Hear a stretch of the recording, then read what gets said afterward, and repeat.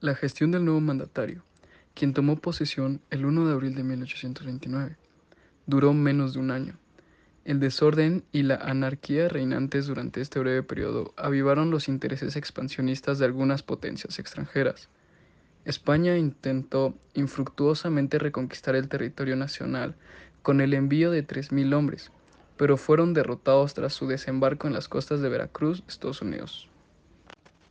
En diciembre de 1829, se sublevaron algunos mandos militares para exigir el restablecimiento del dinero, alzamiento del orden constitucional y el retiro de las facultades que el Congreso le había honorablemente dado al presidente.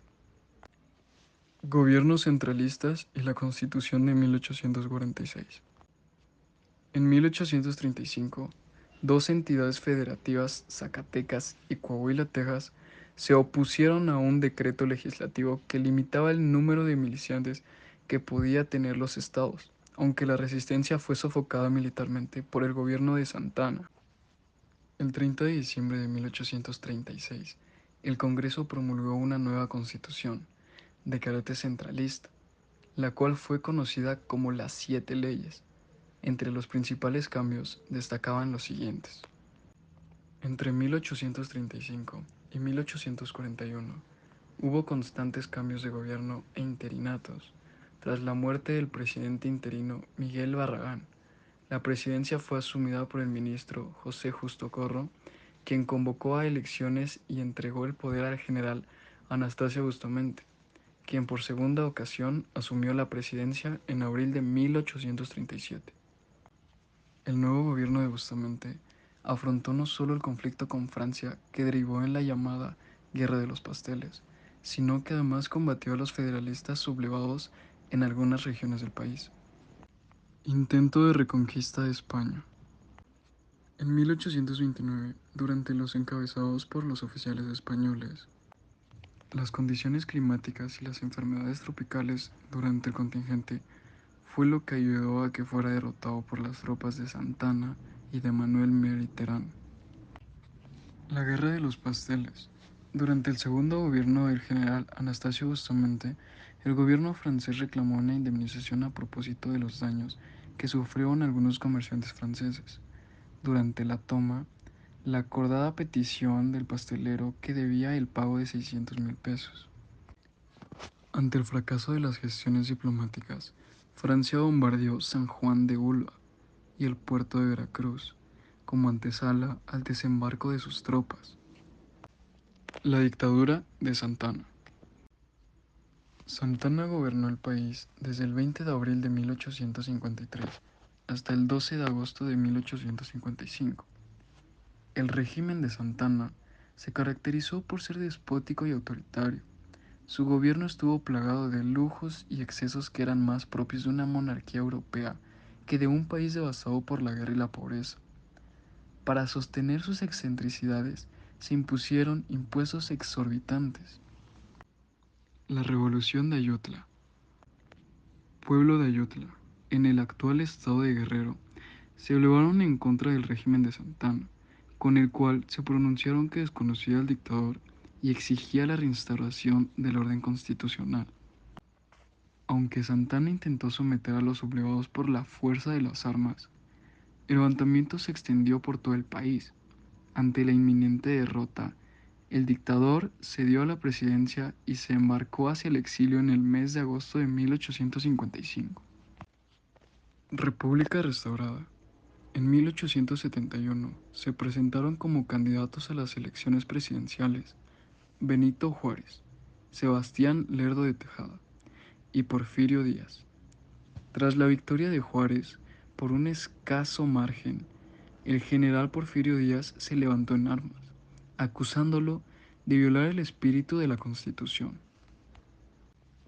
En 1872, Juárez murió a consecuencia de una angina de pecho, y la presidencia fue asumida por el presidente de la Suprema Corte de Justicia, Sebastián Lerdo de Tejada, con el objetivo de apaciguar las revueltas que amenazaban con estallar en el país. Constitución de 1917.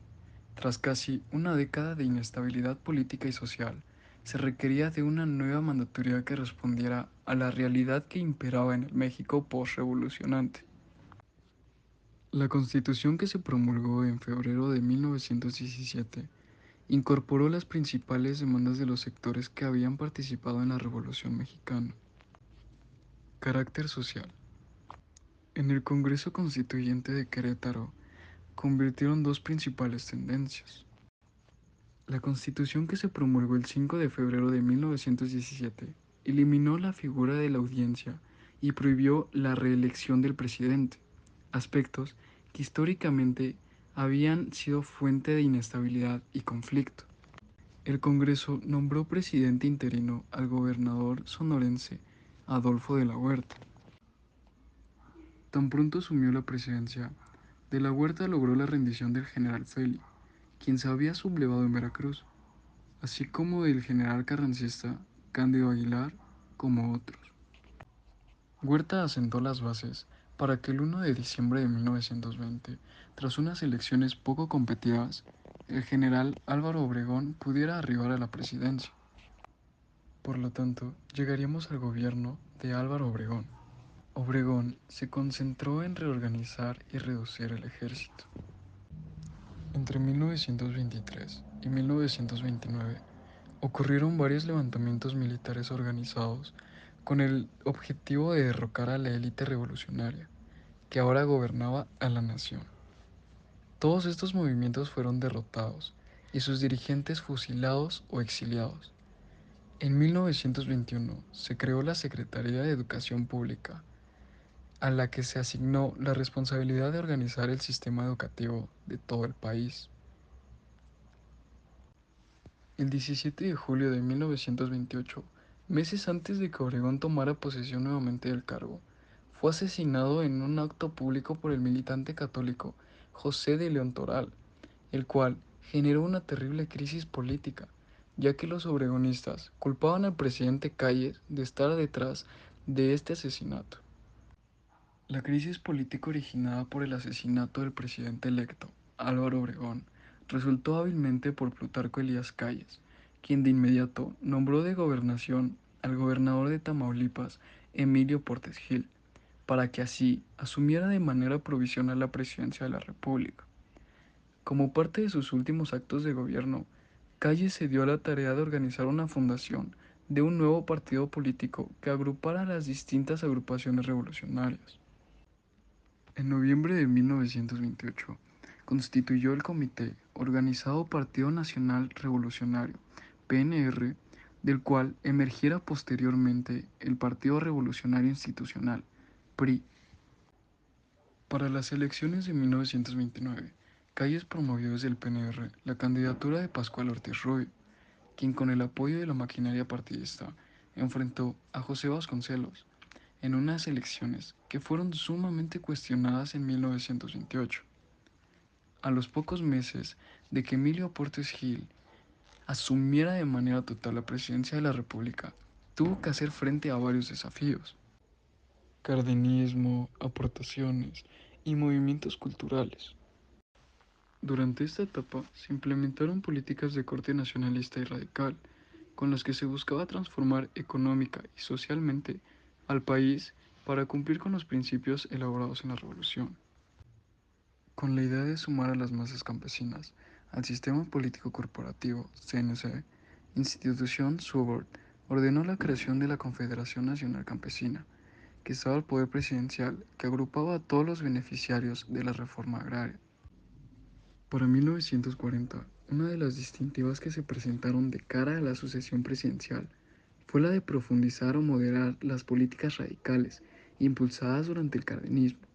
El propio Cárdenas, consciente de que las transformaciones impulsadas durante su mandato habían dividido profundamente a la nación. Franza. El Congreso nombró presidente interino al gobernador sonorense Adolfo de la Huerta. Tan pronto asumió la presidencia, de la Huerta logró la rendición del general Feli, quien se había sublevado en Veracruz, así como del general carrancista Cándido Aguilar, como otros.